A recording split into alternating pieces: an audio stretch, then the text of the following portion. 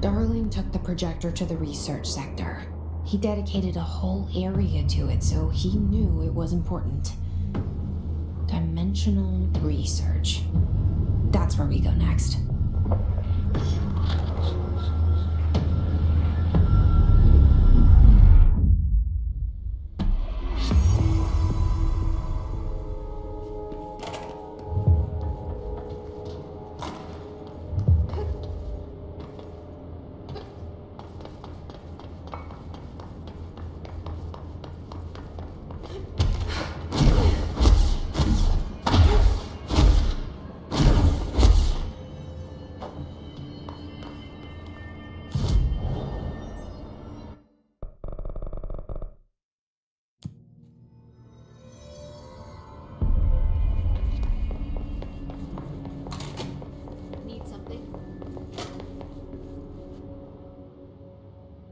Do you remember Mr. Tomasi, the head of communications?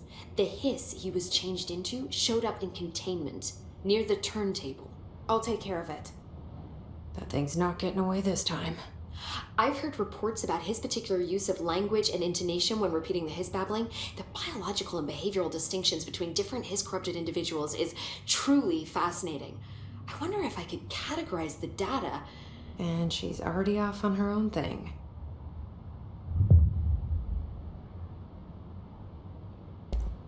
I've been seeing these Darling presentations all over. Seems like he enjoys the limelight. So you noticed, huh? When he recruited me out of college, he actually came to visit. He interrupted my physics course by shouting, "Not quite, Professor," and then marching down to the front of the class where he proceeded to berate the very idea of laws of thermodynamics. He's been a showboat all his life. Darling visited you in college? Yeah, he read a paper I'd published, came to recruit me for the bureau. I accepted and then spent years waiting for access to the confidential research that Darling promised me. And whenever I ask about my access level, he just mumbles that it's temporarily postponed and then changes the subject to the effect of entropy on luck. I wonder who else Darling hid his work from. Marshall? Trench? Have you learned anything about Dylan's condition? Only that he's definitely hiss, but I guess his chanting made that pretty obvious. You know, interestingly, the words of the hiss incantation have an average length of 4 letters. The most common word used 7 times is want. The next most common are through and time. It's very interesting, don't you think? I don't care about the words. What about my brother? Right. Sorry, I got a little off track. Well, strangely, his tissue samples all look healthy, unlike the other hiss I've tested. That's good news. Right? I wanted to talk to you about the crazy things I can do. My abilities. I get the sense that they're not very usual around here. Well, usual and unusual aren't really benchmarks at the Bureau, but for some perspective, Director Northmore once used the floppy disk to send a bowling ball 6 yards through the air, and that was considered a huge deal. So compared to that, you are most certainly an outlier. An outlier. I like the sound of that. I should get going. Don't let me hold you up.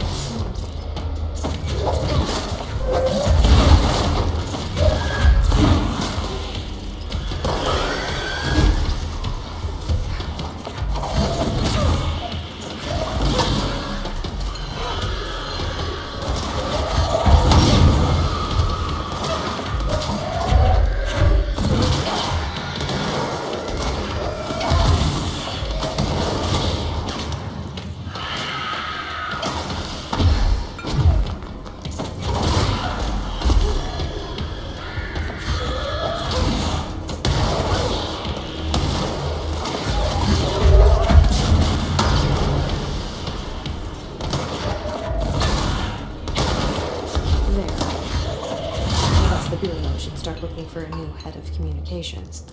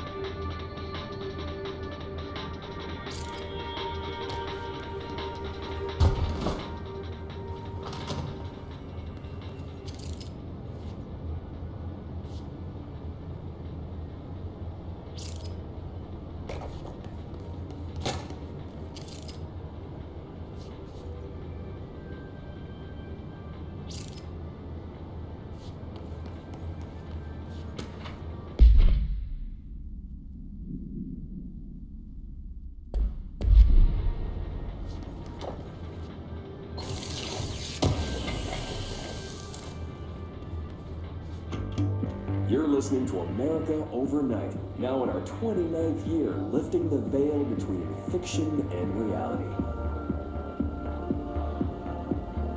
Thank you for staying up with us. I've been getting a lot of calls about this meteor in Sterling, Colorado. There were reports of a large spherical container that crash landed in a field outside town. Some government people reportedly took it away. Now, we happen to broadcast from Colorado, and Sterling isn't far. I drove down myself to check it out with members of the America Overnight team. I don't need to tell you, it wasn't long before we found pieces of metal debris scattered in a field.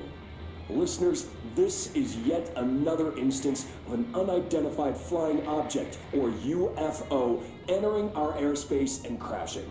That the government took away the evidence under cover of darkness only compounds the fact that these are more than likely visitors from beyond our planet, or dare I say, solar system. Head on over to our website to see pictures of the spacecraft pieces we uncovered. And while you're doing that, our sponsors will like your ear. America Overnight will be right back.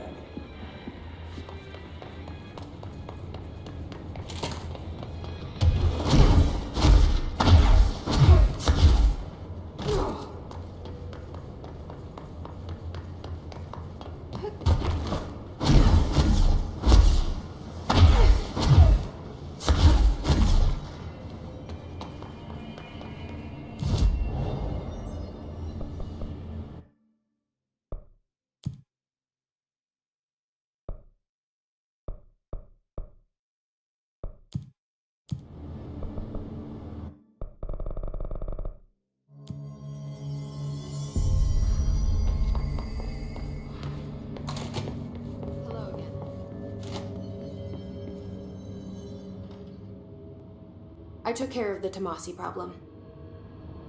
Sorry, I forget he was a coworker. Don't apologize. That wasn't the real Tomasi. He died when the hiss got him. You're right. I just didn't want to be insensitive. Sentimentality is a weakness in situations like these, Jesse. That's Bureau 101. I don't think Emily's in danger of being called sentimental. I should get going. Don't let me hold you up.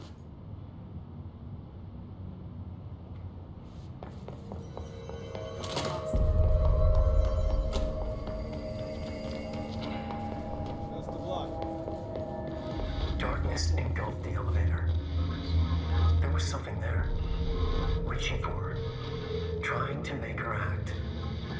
It was a distress call. Faden sensed a drowning man, a hunger in the dark. Investigation sector. Investigation sector, huh? We should check this out.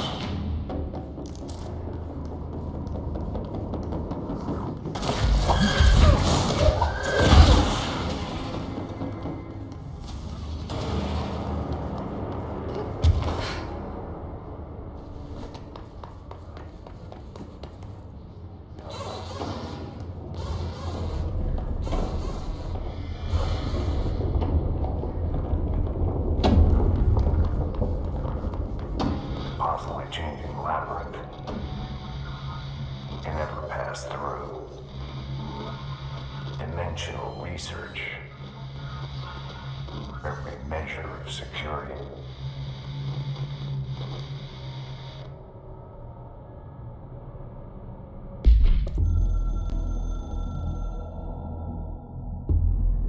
I'm averse to using objects of power. I don't want to lean on things I ultimately can't trust. But the ashtray and the cigarette, smoking there forever, have their uses. The ashtray maze they conjure is an impossibly changing labyrinth that no one but the binder, and those the binder invites, can ever pass through. The things we hid in dimensional research, the things Darling studies, the danger and the risk involved, call for every measure of security and protection I could bring to the table. The maze, hands down, is our strongest lock. I gave Darling and his chosen crew license to pass through the maze. Lately, I've started to think I should revoke that license.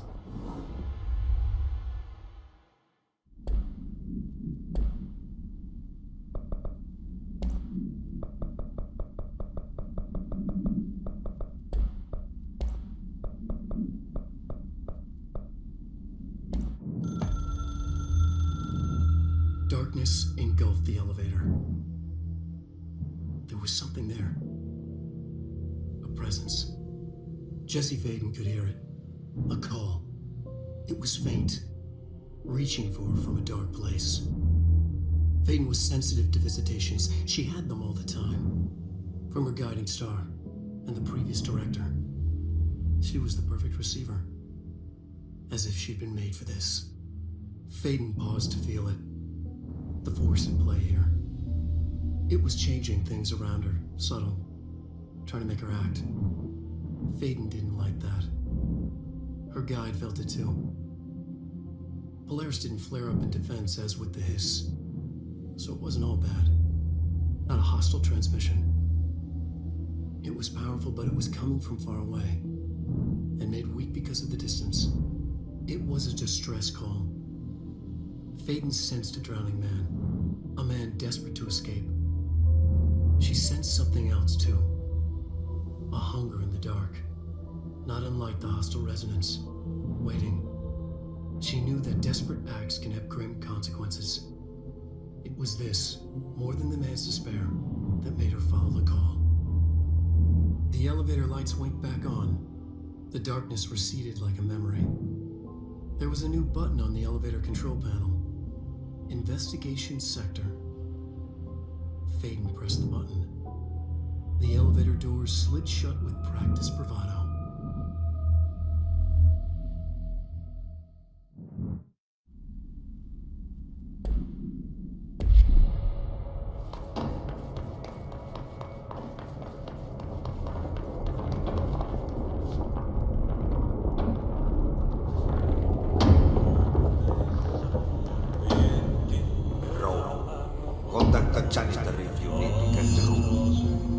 Broken? How many dead ends can this place have? We need to find Ati.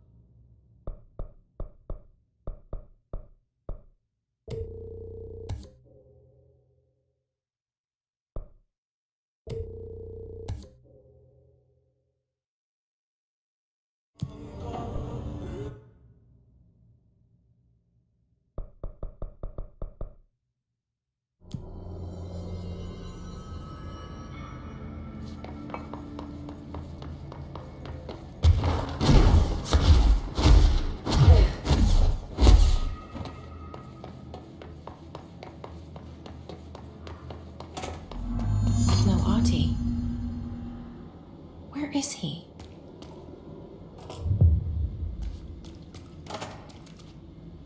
Now this boy left, said the son of Anniki Tähti. My assistant will keep work in the glove and the house standing.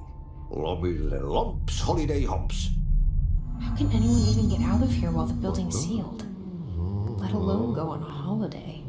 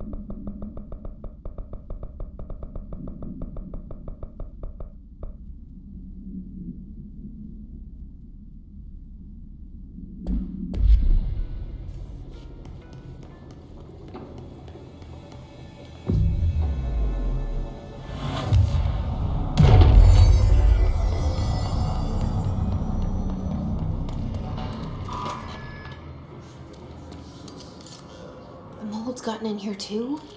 Alright. Let's get cleaning, she said, cocking her gun.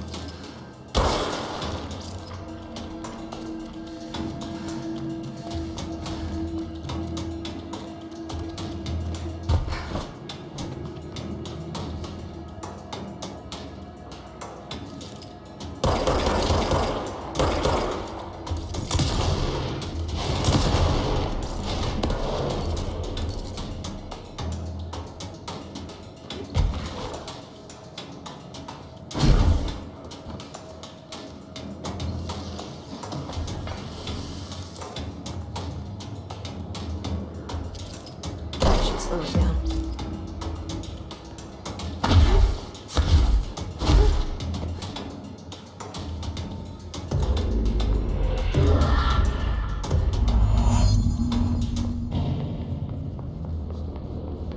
Suomenlahden itäosa aluksi Kaakkois- ja Etelä-Välimerellä.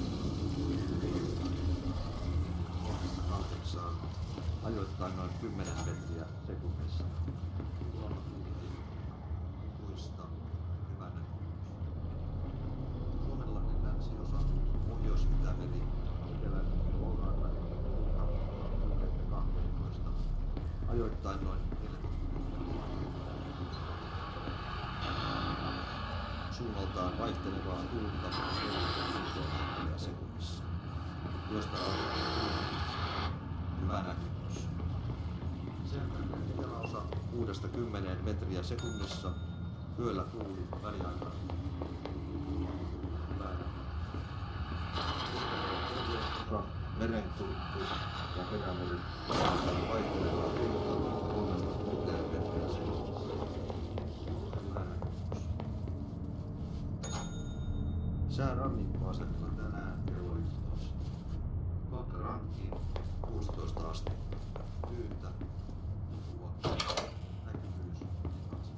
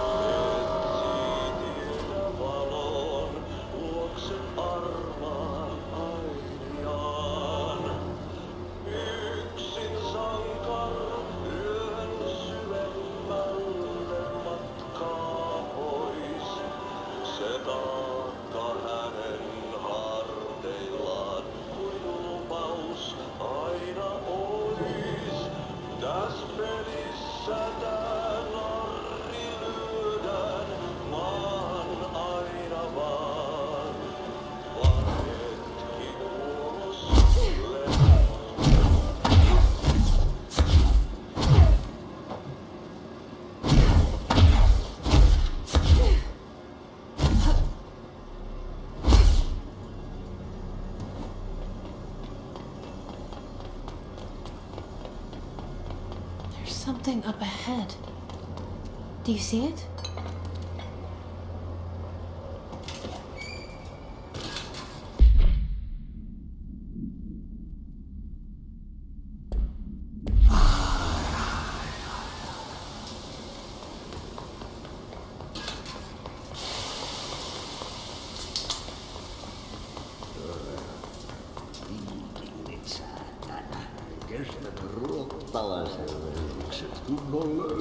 Hey, girl.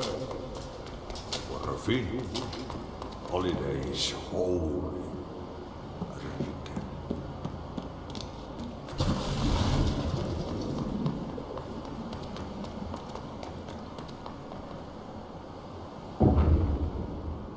Auntie?